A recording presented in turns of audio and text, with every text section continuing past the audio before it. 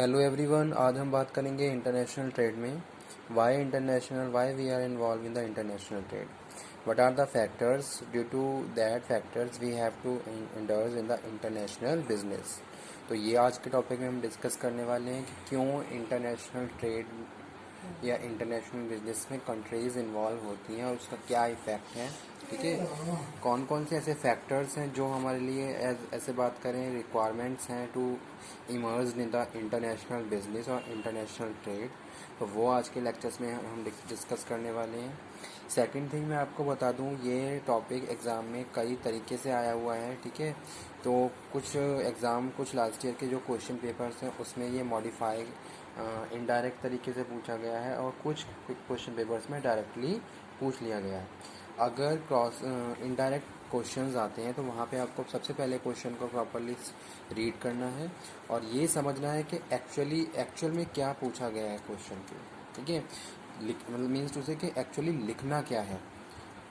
तो और सेकंड में आपको एक सजेशन ये भी देना चाहूँगा, जब भी आप एग्ज़ाम पेपर में क्वेश्चन पेपर आपको मिले, सबसे पहले आप क्वेश्चन पेपर को रीड कर लीजिए। ठीक है, कोई भी क्वेश्चन आप अटैम्प्ट करने जा रहे हो तो सबसे पहले आप उस क्वेश्चन को 2 या 3 बार रीड करिए कि एक्चुअल में क्या रिक्वायरमेंट है एग्जामिनर की, क्या बेसिक मतलब कि कौन सा पॉइंट या कौन सा टॉपिक पूछा गया है। और जैसे सपोज मॉडिफाई क्वेश्चन आते हैं कभी कभी या फिर इनडायरेक्ट तरीके से क्वेश्चन पूछे जाते हैं, तो अगर हम 2 या 3 बार उस क्वेश्चन को रीड कर लेते हैं तो हमें ये समझ में आ जाता है कि एक्चुअल में ये चीज़ इस क्वेश्चन में पूछी गई है और वो हमें लिखनी है। क्योंकि कभी कभी ऐसा होता है, हमने एक सिंपली क्वेश्चन को पढ़ा और एकदम से वो लिखना शुरू कर देते हैं जो हमें लग रहा है। ठीक है, लेकिन कभी कभी ऐसा नहीं होता है। कभी कभी क्या होता है कि हमें जो पूछा गया होता है वो नहीं लिखते हैं हम, और जो पूछा गया होता है वो नहीं लिखते हैं, लेकिन जो हमें आता है हम वो लिख देते हैं। तो और अगर हमने ये क्वेश्चन सबसे पहले अटैम्प्ट किया है तो फिर उससे हमारी परफॉर्मेंस या फिर एग्ज़ाम जो भी रिस्पॉन्स है वो अच्छा नहीं जाता। तो यही मेरा सबसे पहले सजेशन यही है कि पहले आप क्वेश्चन को 2 या 3 बार प्रॉपरली रीड कर लीजिए। इससे आपको ये पता चल जाएगा कि हाँ, इस क्वेश्चन में ये चीज़ पूछी गई है। ठीक है, चलिए स्टार्ट करते हैं। Y international trade. सबसे पहले हम बात करेंगे इंटरनेशनल ट्रेड में प्रोडक्शन फैक्टर्स की, यानी कि इकोनॉमीज ऑफ स्केल की बात करेंगे। कंट्रीज़ क्या करती हैं, इंटरनेशनल बिजनेस करती हैं। ठीक है, इंटरनेशनल बिजनेस में इन्वॉल्व हैं। क्यों इन्वॉल्व हैं? जैसे सपोज़ हम बात करें किसी भी एक कंट्री की, तो वो अपनी नीड के हिसाब से, कुछ कंट्रीज़ तो ऐसी हैं जो अपनी नीड के से एक्सेस में प्रोड्यूस कर रही हैं गुड्स को।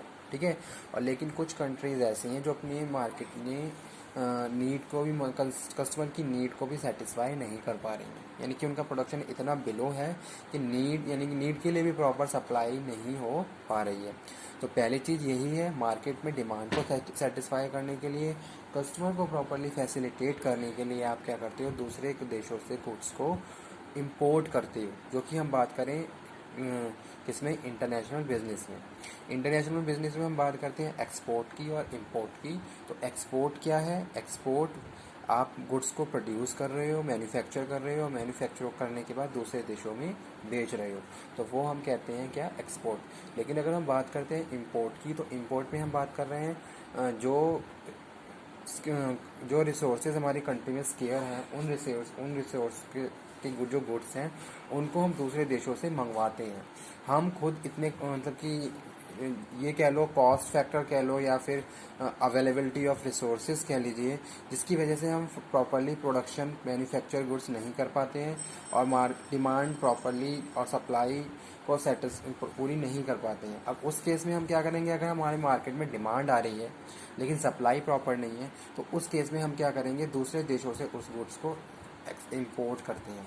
तो वो यहाँ पे हम बात कर रहे हैं। तो पहला पॉइंट यही है, टू सेटिस्फाई द डिमांड और fulfill the need of the customers. Due to this factor we have to involve in the international trade और इंटरनेशनल बिजनेस। सेकंड, हम यहाँ पे बात करें difference in the nature and soil climate, यानी कि soil fertility की बात करें। जैसे सपोज हम एग्रीकल्चर की बात करते हैं और इंडिया की बात करें, तो इंडिया क्या है, बहुत सारे ऐसे गुड्स हैं जो क्या करता है, ग्रो करता है, तब जाके वो दूसरे देशों को एक्सपोर्ट कर रहा है। क्यों?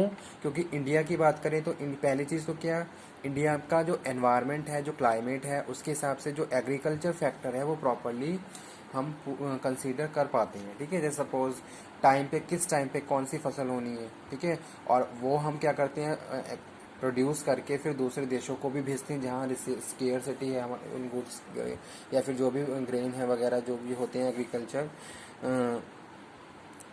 तो उसकी हम बात कर रहे हैं, तो हम दूसरे देशों को एक्सपोर्ट करते हैं, ठीक है। तो मेन चीज़ क्या है, क्लाइमेट इफेक्ट, ठीक है, सॉइल फर्टिलिटी, किसी देश में बहुत अच्छी है, किसी देश में अच्छी नहीं है, तो जहाँ अच्छी नहीं है वहाँ स्केर्सिटी हो जाती है। अब डिमांड को सेटिस्फाई करने के लिए हम दूसरे देशों से इंपोर्ट करते हैं, और जहाँ बहुत अच्छे से सारी चीज़ें प्रोड्यूस हो पा रही हैं, एग्रीकल्चर में की बात करें, बहुत अच्छा एग्रीकल्चर प्रोडक्शन है, तो उस केस में हम क्या करते हैं, जो हमारे नीड्स के से ऊपर एक्सेस में जो प्रोडक्शन है उसको हम दूसरे देशों को एक्सपोर्ट कर देते हैं जहाँ रिक्वायरमेंट होती है।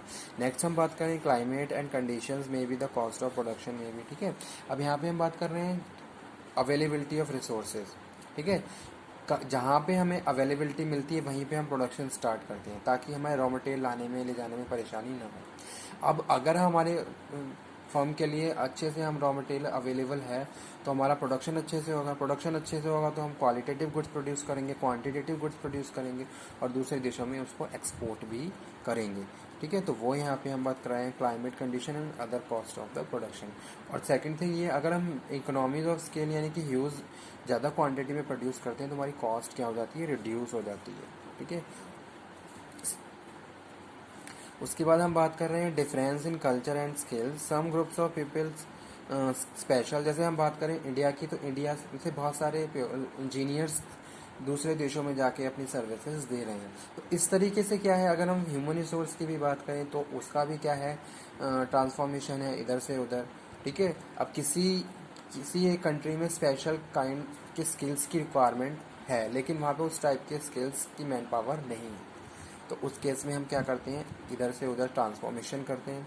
नेक्स्ट हम बात करें, जैसे कि यहाँ पे लिखा हुआ है, next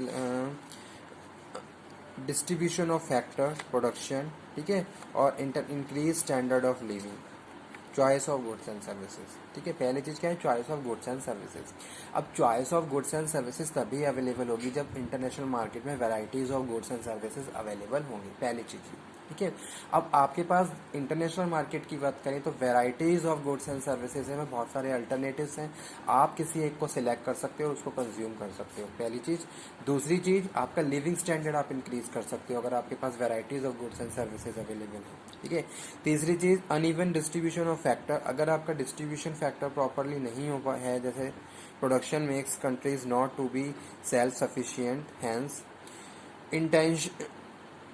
international trade increase choice of goods and services. तो वही हम यहाँ पे बात कर रहे हैं, ठीक है। तो ये थे क्या इंटरनेशनल ट्रेड के फैक्टर्स।